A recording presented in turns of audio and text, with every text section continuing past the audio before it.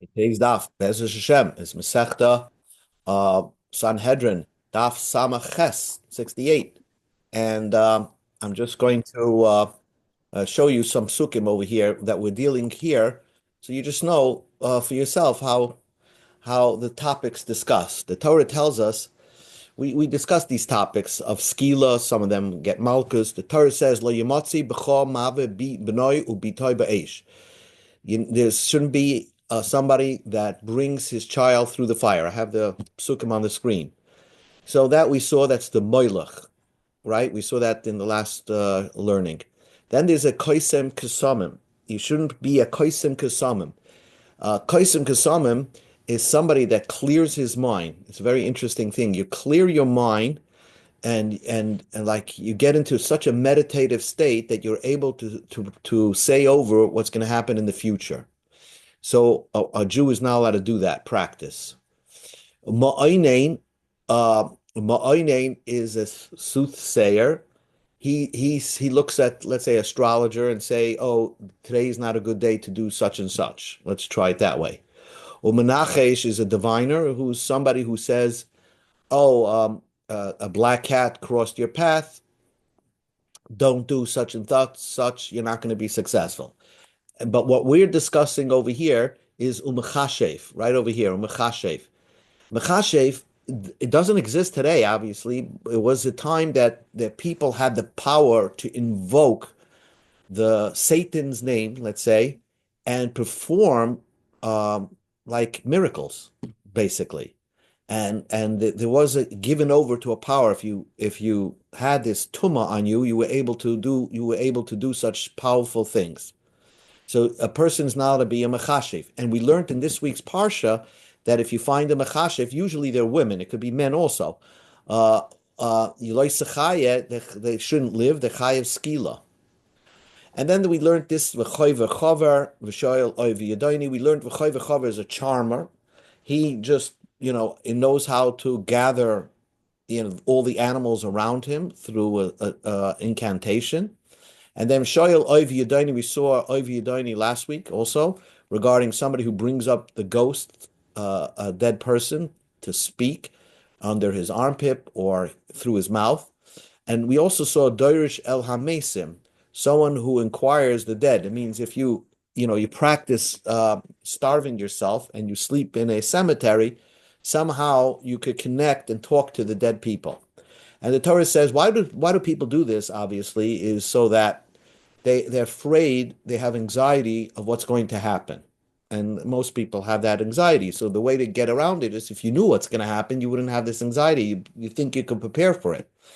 So the Torah tells us that these abhorrent things were done by all the people that lived in Eretz Yisrael, in the land of Canaan, and therefore Hashem dispossessed them from the land. And therefore, the Torah requests from us this following: Tamim tia im Hashem alakecha. You should be wholehearted. Whatever happens, you accept whatever it is. And then if you do that, im Hashem alakecha, you'll be with the Eibishter. So let us see now, just going to point you the Mishnah on Samach Zayin, and then we go to our page. On Samach Zayin, we had the Mishnah that says, where it's blue, Amachashef, someone who does magical powers through a powerful force. So Haisimas, if he does an action, chayev. If he says, let's say, the magic power words and does some incense and causes, let's say, a miracle to happen, then he's liable and he gets the schila. But not somebody who does an illusion. He doesn't really do anything, but he does an illusion. And Rabbi Kiva Mishum Rabbi Shua, Rabbi Kiva explained, and he understood it from Rabbi Yeshua. For example, he gives you the example: Shnaim loitim kishuim. There are two people who are gathering cucumbers in a field. Echad loiket upoters. One of them will gather, and he's not liable for kishuf. The echad loiket, and one will gather and chayev, and he's liable. So what's the difference? If the guy did an action, and he actually through a powerful force was able to, harvest the whole cucumber field, and they gathered in one place. So chayiv, then you're liable. But someone who just fools, makes an illusion that the cucumbers are gathered, but really nothing happened, potter, then he's not liable. What potter means, you do this kind of illusion, you get you're over an avera, but you don't get the malchus, you don't get the skila, okay? Because you're not allowed to do that kind of illusion. Okay, let us see the Gemara. Rabbi Kiva. Okay, we're up to Samach Chesam and Aleph. So in our Mishnah, we learned that Rabbi Kiva got the idea of how to do this kind of magical powers. He got it from Rabbi Yeshua.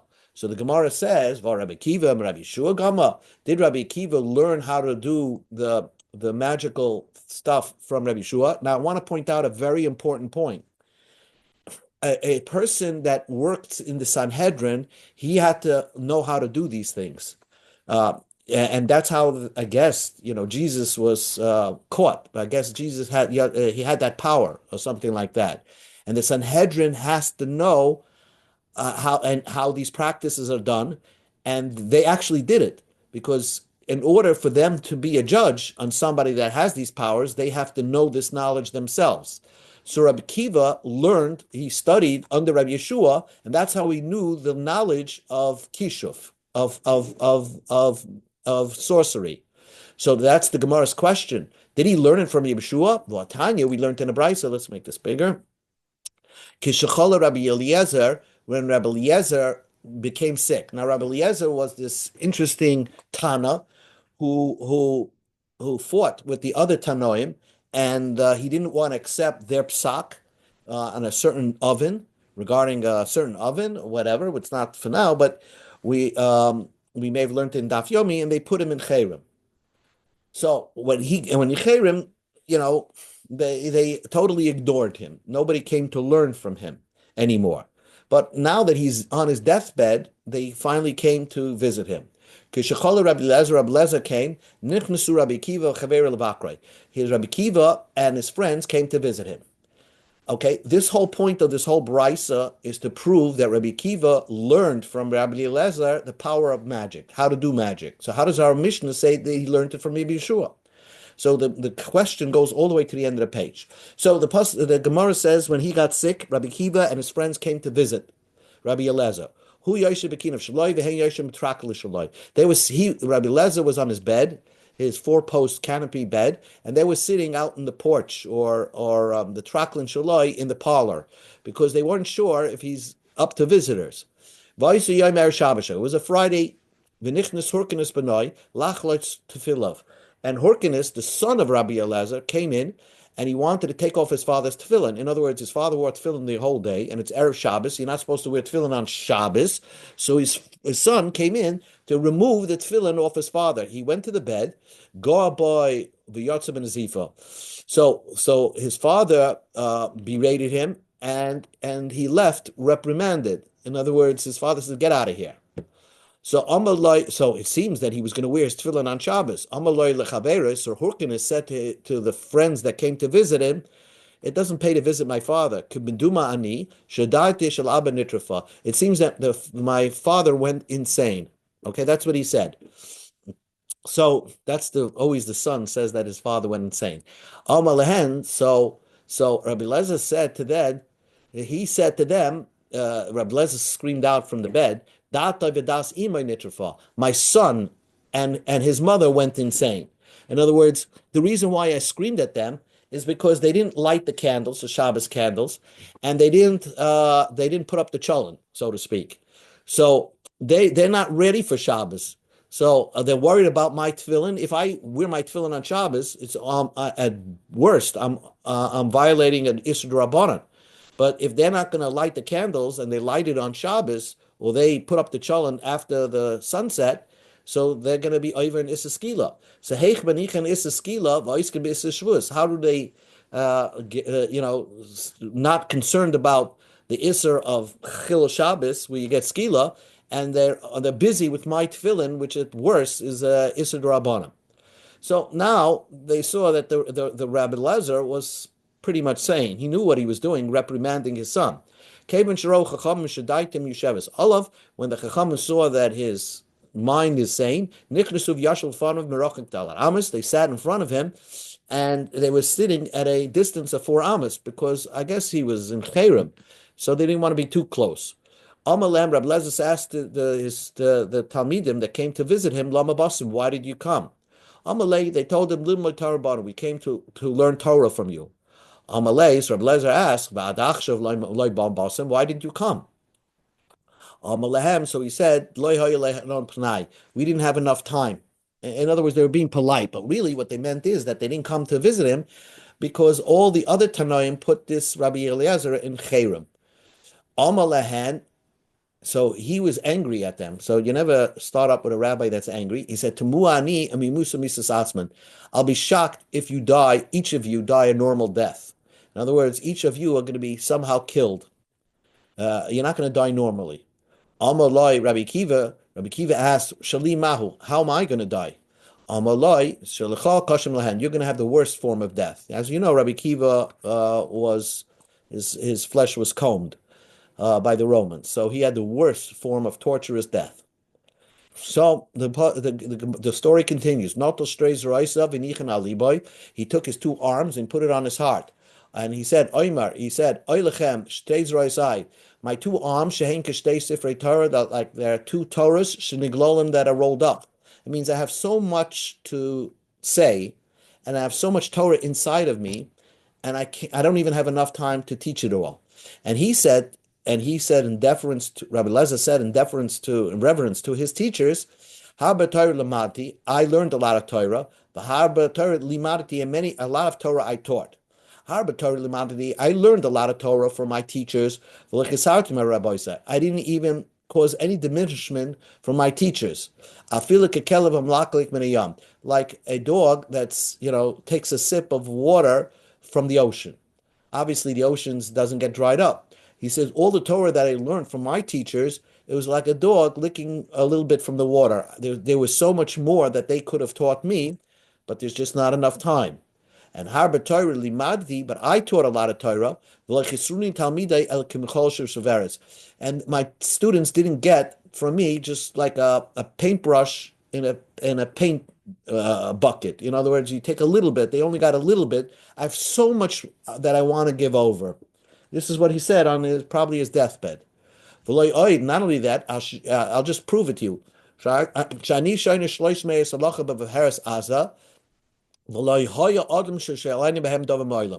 know so much about Masechta Negoyim, the first of the Negoyim, where the Beheres is the one nega that it's strong, it's white as a certain, and I have 300 halachas to teach, and nobody ever asked me about Negoyim.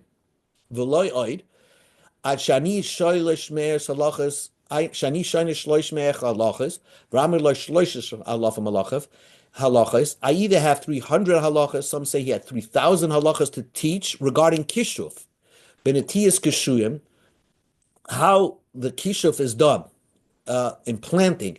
There's a way to plant cucumbers, and I could teach you 3 halachas in hilchas kishuf.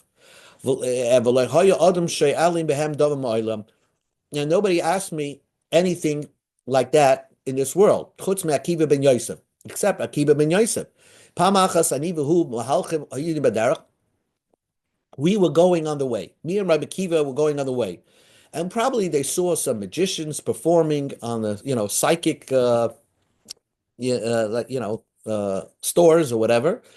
And Amali, so Rabbi Kiva said, Rabbi, lamdeinu min tiyas kishum, teach me how kishuf is done in planting cucumbers. Omarti davar echad, so Rabbi Lezer says, is repeating the story, as he and Rabbi Kiva were walking, and Rabbi Lezer says, I said a magical word, Mismala kol asada kishu, and the whole field came full of cucumbers.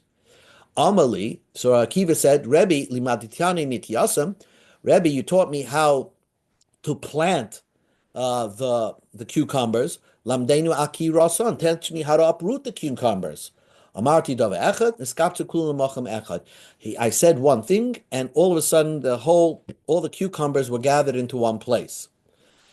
So now that was the story that he repeated of how he taught Rabbi Akiva how to perform this kishuf, this magical miracles through the Dvarim Hatuma to be able to plant cucumbers and then harvest them without using any machinery. Anyway, they gathered around him before his death, right? He's dying. He's and any minute. All these types of items, the ball, the last where the thing that you put a shoe on, and a kameya, and a tzor magolos, mishkayos katana, it had to do with tuma, and do you have to open it up for the stuffing? It's not for now, but they asked him a question. These types of items are susceptible to tuma, right? A ball is susceptible to tuma. And you could tar it in a mikveh. You got to put it in a mikveh.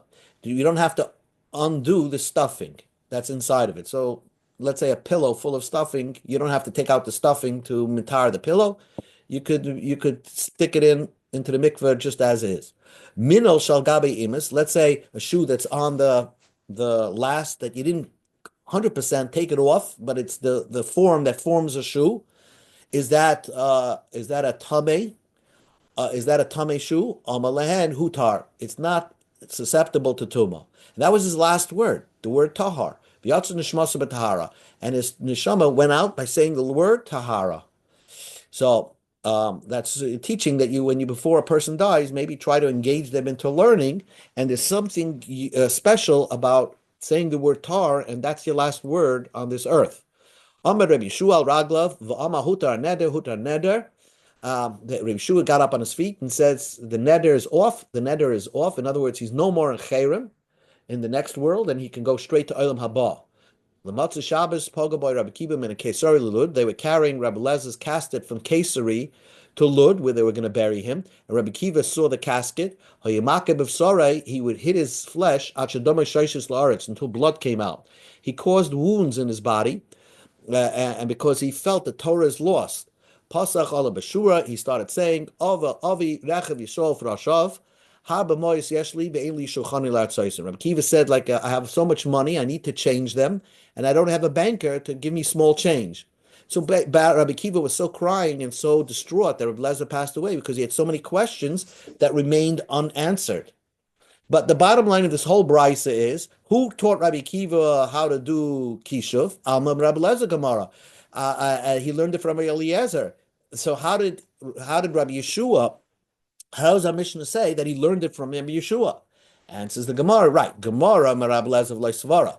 He learned it from Rabbi Lezer and he didn't understand it. How the Gemara and Rabbi Yeshua? Then Rabbi Kiva learned it from Yeshua, and Rabbi Yeshua explained it to him, and that's why our Mishnah gives more credit to Rabbi Yeshua. It's one thing to go into class and not understand the shir, but then you have somebody that helps you understand the shir. That's the person that gets the credit. Says the Gemara, Heicha Avid Hachi. How was Rabbi Lezer allowed to perform this magic and this miracles? If you do it, chayiv, you're liable for the death penalty.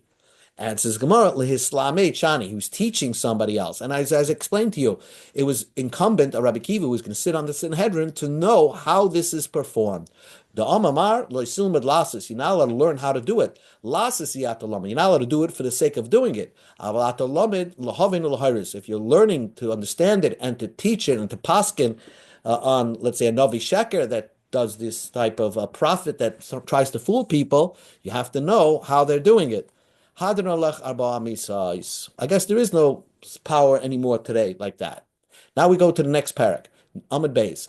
Ben Sarah Moira. A Ben Sarah Moira is a 13-year-old boy that steals money from his parents, then buys wine and meat, and he does this 3 times. The first time he gets away with it. The second time they warn him not to do it, and if he does it, he steals money from his parents and then goes buy meats and wines.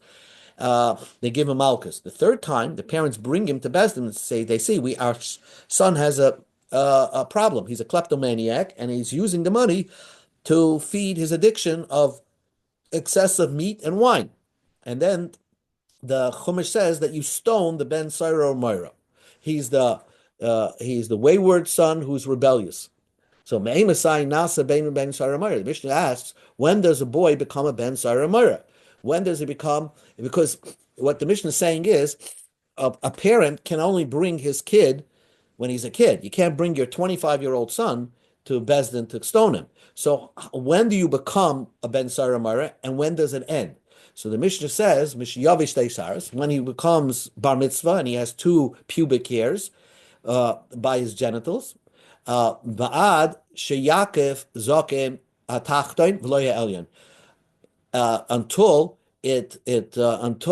he becomes mature, that he has a lot of pubic hairs around by his genitals, but not when we're talking, and that's called the beard, the bottom beard, but we're not referring to his upper beard. Even if he doesn't have an upper beard, let's say he can't grow a beard on top, but if he still hairs by his genitals, that's up until that point. So let's say it's from 13 to 15, basically.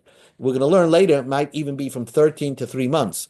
But let's say 13 to 15. By that time, he has a lot of pubic hair around that area. So then there's no more Ben Saramara after that. Unlike any mitzvah, when you become bar mitzvah, it lasts forever. Here, this mitzvah, Ben Saramara, can only last a little period of time. Now, why do we call the pubic hairs a beard? You're supposed to speak in a finer language. So therefore, they called it zokein hatachtein, the bottom beard. But you know what we're referring to. Now, how do you know that Ben Saramara does not, last forever?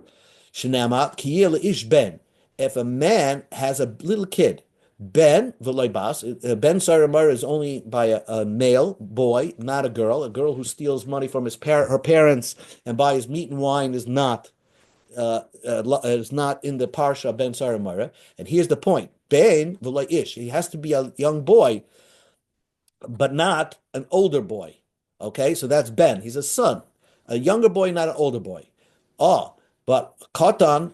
But if he's a young, let's say he's under bar mitzvah, potter, then for sure he's not a ben saramar. Shalom belachal mitzvahs. You can't kill him because he's not obligated to do any mitzvahs. So the Gemara asks a question: katan menolan the potter. How do you know that a katan is not involved in the mitzvah ben saramara? Let's say a kid who's 11 years old. How do you know he's not a ben saramara? So menolan, what do you mean nolan? Because the Tani Talmud, the Mishnah just told you shalom belachal mitzvahs. He's not doing any mitzvahs, so therefore he's not a ben Saramora. So what's the kind of question? Besu, what kind of question is that? Kata menol and the potter. Why would you say that he's not exempt from being stoned to death? That's your question. How do you know a katan is exempt from being stoned to death as a ben Saramora? Where do you see that the Torah would give the punishment that you need another pasuk that says that he's exempt from the stoning death? So the Gemara says, Anan hochi kamri, and this was my question. Atu ben Saramora al chetoin. Does a ben Saramora what's the point of a ben Sar? Why do we kill him? He didn't do anything wrong. He just stole from his parents, and he bought some meat and wine. So the point is, al shem soifen ereg. The whole reason why we kill a ben Saramora, because if he has such an addiction, if he takes it to the end, he's going to do something more worse. So the Torah says he might kill people for his addiction. So the Torah tells you, kill him now before he kills somebody else. So since we're killing this Ben Saramar, not because he did anything wrong, but because he could do something wrong, so maybe, since it's because he could be doing something wrong and kill somebody, I feel the cottonami. So I might think that a cotton, even if a 12-year-old or 11-year-old starts stealing their parents' money and buying meat and wine, we will kill them too. Va'oid. And furthermore, ben v'lo ish katan mamasha. Even the Torah seems to imply kiel ish bain.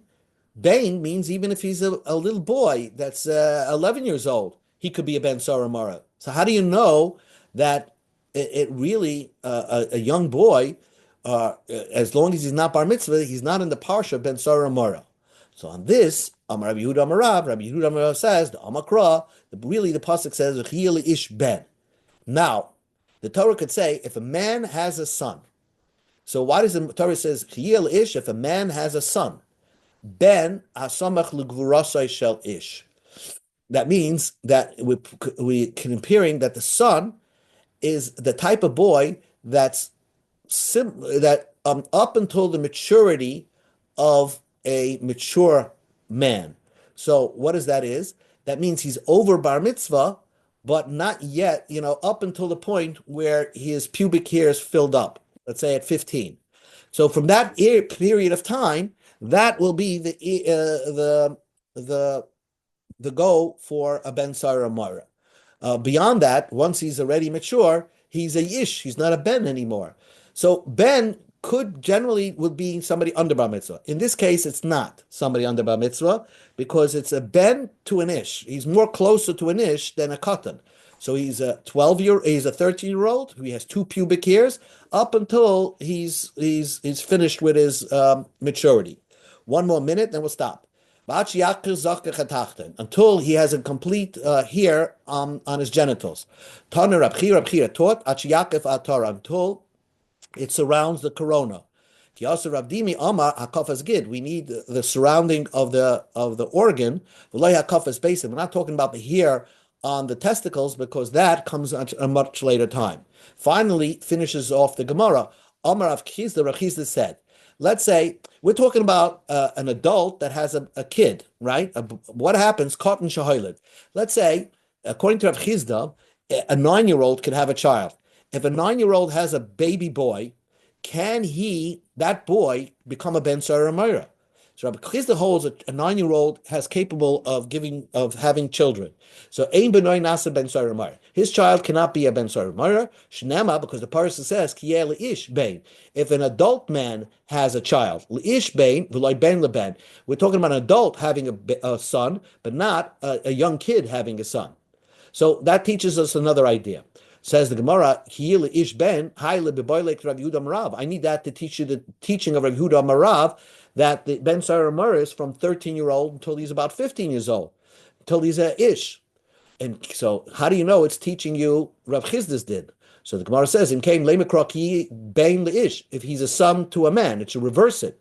Ma Kiel Ish Ben. The fact that the Torah reverses it and says, if the man has a son, we're talking about an adult having a son, that could be a Ben Saramara. But if a 9-year-old has relations with a lady and has a boy, that boy cannot be a Ben Saramara. And now concludes, so maybe it's only teaching you this idea. So how do I know that the object of a Ben Saramara is from 13 to 15? Well, let's say. So the Gemara says, in came name a Bain Ish. Kiel Bain Ish. So then I would say, why my liish? Why does the Torah say liish? Liish Bain Shmami no Tarte. So that when it from that point, then since it's not going totally on the father, the Torah shouldn't write the lamed. It should write Chia Ben Ish Saramara. That means the son of a man and not the son of the katan. Why does it say Chiel Ish? Why did the Torah say the word Ish first? To teach you the idea of what Rav Yehuda Marav says, that the idea of a Ben Saramara is from when he turns an Ish up until when from 13 till about till he's fully mature by his Zakein Hatachtain. Okay, we'll continue with the Saramara tomorrow, Bez Hashem.